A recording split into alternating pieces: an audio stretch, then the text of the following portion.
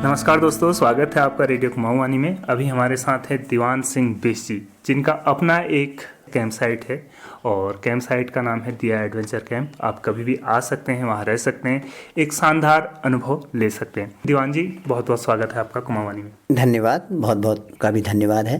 22 मार्च से एक लॉकडाउन की शुरुआत हुई, कोरोना वायरस फैलना शुरू हुआ 2020 में और आज हम 2021 उसी तारीख के आसपास खड़े हैं। इस दौरान सबसे ज़्यादा नुकसान अगर किसी ने उठाया वो है टूरिज्म सेक्टर, या कहें हम जो भी सर्विस सेक्टर है उसने उठाया। आपके अनुभव कैसे रहे? आपने इस दौरान क्या क्या मुसीबतें झेली? देखिए, अब कोरोना तो आया गत वर्ष मार्च में लगा था, तो एकदम ही लॉकडाउन हो गया था। तो ये टूरिज्म सेक्टर में तो बहुत बड़ा नुकसान हुआ है। अब उसका कारण भी था, एक बीमारी आई तो लोग, क्योंकि टूरिस्ट से ही हमारा एक कैंप चलता है, उसी से हमारी आजीविका है, उसी से हमारा रोजगार रहता है। तो पूरे साल भर बंद रह जाना, एक टूरिज्म, एक जिस फील्ड में हम लोग काम कर रहे हैं उसमें एडवेंचर में, एक्टिविटी में कोई टूरिस्ट ही नहीं आ रहे तो हम कहाँ से कर पाएंगे, सर्वाइव कर पाएंगे। तो बहुत ही दिक्कत का प्रॉब्लम रही हमारे लिए भी, हमारे साथ जो जुड़े हुए लोग हैं उनके लिए भी। तो रोजगार एकदम शून्य पर, एकदम नीचे, ग्रास रूट पर नीचे चले गया, बिल्कुल शून्य पर।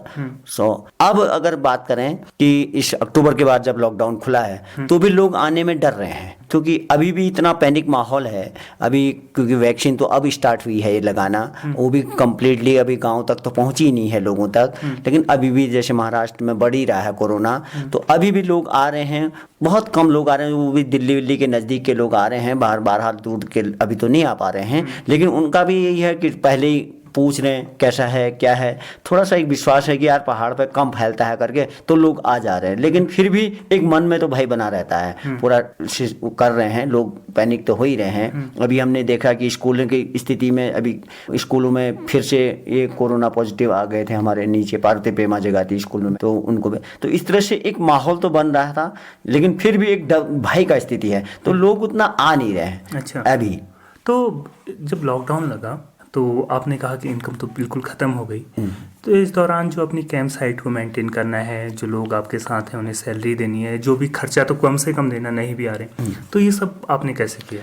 अब ये हम लोग, चूँकि हम लोग जो मूल रूप से यहीं के स्थानीय निवासी हैं, अपनी ही लैंड में हमारी ये कैंप साइट है और अपने ही गांव के बच्चे हमारे पास वर्कर लोग रहते हैं, जिससे उनको उतना मतलब आर्थिक रूप से नुकसान तो हुआ, लेकिन उसमें कुछ गवर्नमेंट ने जैसे हेल्प करना, तो मतलब उस तरह से अभी कैंप की तरह, टूरिज्म की तरह नहीं, एक आम गाँव वाले जैसे राशन का वितरण हुआ था थोड़ा, जो कंट्रोल के माध्यम से थोड़ा उस तरह से कुछ हेल्प करी थी। कुछ हम लोग खेती किसानी से जुड़े हुए लोग हैं, तो हम खेती किसानी चली हुई थी, हमने आलू सब्जी उत्पादन था जो बाजार वो भेजाई, तो आय तो घटी है लेकिन काम भी चल गया। ऐसा हुआ कि नहीं कि बिल्कुल लाले पड़ गए थे इधर मुझे, क्योंकि हम लोग लोकल के ही, जो इंडिविजुअली मेरे लिए था कि हम लोग लोकल के ही लोग काम करते हैं अपने कैंप में, लोकल के ही कुक हैं, लोकल के ही वेटर हैं, लोकल के ही हम लोग काम करते हैं, तो इसलिए थोड़ा हम सर्वाइव जैसा हल्का कर पा रहे हैं। बाहर के लोगों को बहुत प्रॉब्लम हुआ, जैसे यहाँ पर मैंने मेरे जो नियरेस्ट में जो कॉटेजों में जो बाहर के लोग आए हुए हैं, अल्मोड़ा से हैं, कुछ लोग उत्तरकाशी का एक लड़का है, वो बहुत परेशान भी रहे थे, उनके पास पैसे नहीं थे खाने पीने के लिए, पूरा उनका रिसोर्ट बंद हो गया था।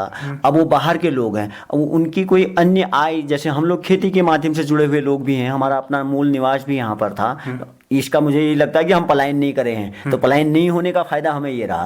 अगर हम भी कहीं दूसरी जगह पलायन करके दूसरी जगह सेटअप डाले रहते तो हम भी बहुत परेशान होते। तो क्योंकि पलायन, हम लोगों ने पलायन नहीं किया है, इसका मुझे लगता है कि ये फायदा हुआ। अब वो लोग बाहर से आए हैं, इसलिए थोड़ा उनको ज़्यादा प्रॉब्लम हुई कि उनके बच्चों की राशन पानी की व्यवस्था करना या बच्चों की फीस को दे देना। अब उनके छोटे बच्चे यहीं लोकल के स्कूलों में पढ़ते हैं, फीस ऑनलाइन फीस ली ही जा रही है, तो वहाँ उन लोगों को थोड़ी प्रॉब्लम आई। अब धीरे धीरे टूरिज्म खुला, अक्टूबर के बाद से खुला, तब भी लोग उतने कम आए आप कह रहे हैं, तो अभी स्थिति क्या है?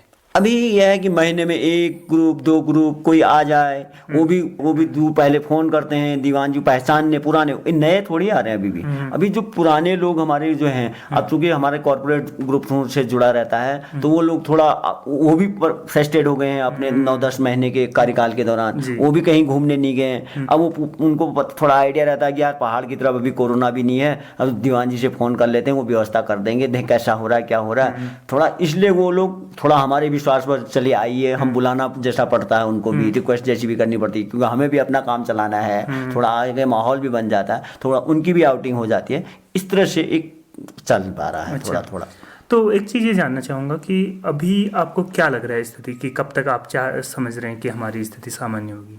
मुझे तो अभी बहुत टाइम लग रहा है इसमें लोगों को, क्योंकि स्कूल के ग्रुप तो नहीं आने हैं। थोड़ा एक जो स्कूल का होता था कि एक्टिविटी का पार्ट होता था, स्कूल के बच्चे आते थे, तो वो पार्ट तो अभी बहुत है। अभी कोई जो आ रहे हैं वो फैमिली वाले या कॉरपोरेट वाले ही, जिनको थोड़ा सब वीकेंड में सैटरडे संडे मिल रहा है, वो लोग आ रहे हैं।